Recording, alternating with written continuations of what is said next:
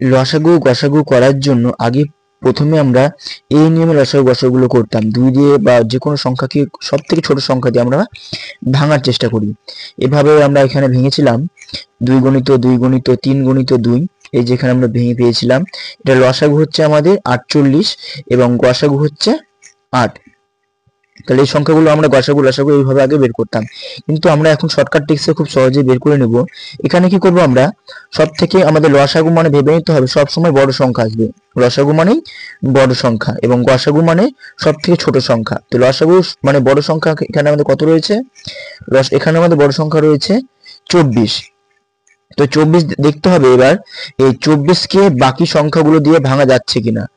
8 কে 8, 8 দুগুণে 16, 3 8 24, হ্যাঁ 8 দিয়ে 24 কে ভাঙা যাচ্ছে। এবার দেখবো আমরা 16 দিয়ে ভাঙা যাচ্ছে কারণ 24 কে 16 কে 16, 16 দুগুণে 32, তবে কিন্তু যাচ্ছে না। তবে আমরা কি করব, এই 24 গণিত 2, এবার আমরা 2 দিয়ে করে দেখি, 24 দুগুণে 48। এবার দেখি আমরা 8 দিয়ে ও 16 দিয়ে যাচ্ছে কিনা। 8 কে 8 মানে 5 8 40, 6 8 48, হ্যাঁ যাচ্ছে। 16 কে 16, 16 দুগুণে 32, 3 16 48, হ্যাঁ ঠিক আছে। তাহলে আমাদের লসাগু কত হবে, 48। দেখতে পাচ্ছি খুব সহজে বেরিয়ে যাচ্ছে। একই রকম ভাবে এটা যদি আমরা গসাগু বের করতে যাই, গসাগু বের করার সময় আমাদের সব থেকে ছোট সংখ্যা নিতে হবে।